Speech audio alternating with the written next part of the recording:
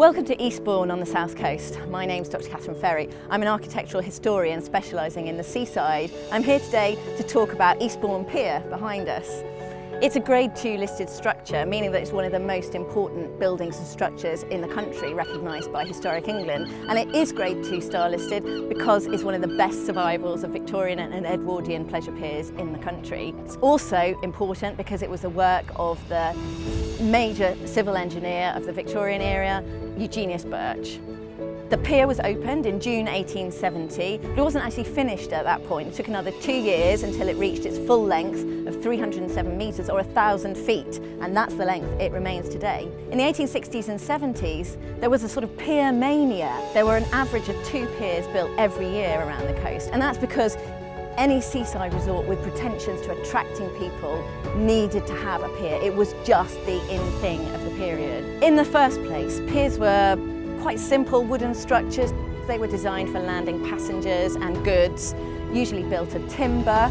The use began to change in the 1820s. That's because in 1815 the first passenger steamer made its way down the river from Glasgow to the coast. And that's when people actually began to visit the coast in larger numbers for leisure purposes.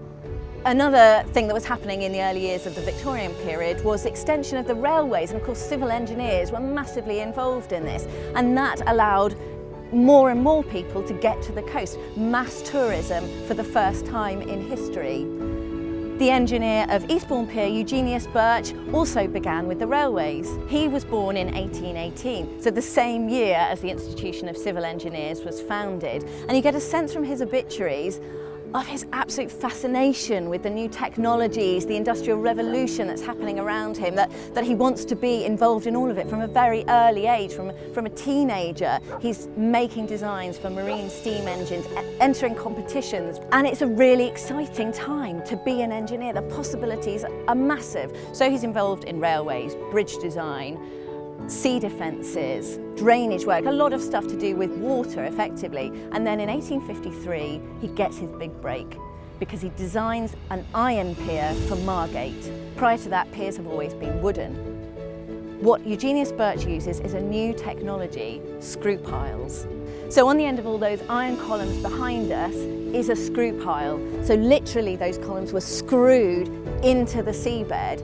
It makes it a much stronger structure, and they rest in little cups on the seabed as well to allow for the movement of the sea around them and the weather and the tides.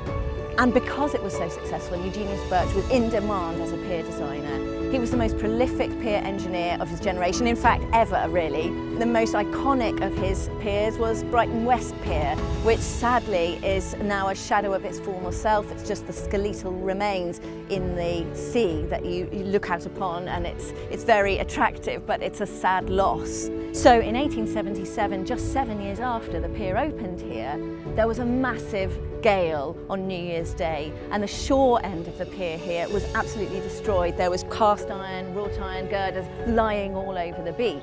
Birch was brought back in and he rebuilt the pier.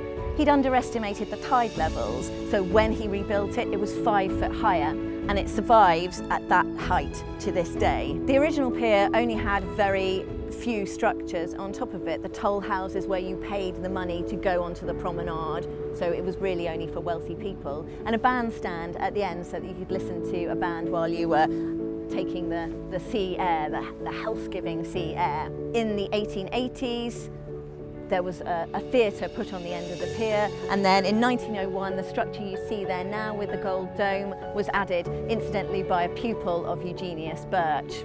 Eugenius Birch had been the first, in fact, to add a concert pavilion to a pier as an integral part of the structure, and that meant engineering a different sort of pier because it had to be much stronger to carry the weight, and it also had to be designed to attract people onto the pier to this leisure facility. Eugenius Birch was quite significant in choosing an oriental style for that structure, and you can see the influence here in all the onion domes that still grace Eastbourne Pier. And he made his piers beautiful. They are still what they were called in the era when they were first built, ornaments to the seafront.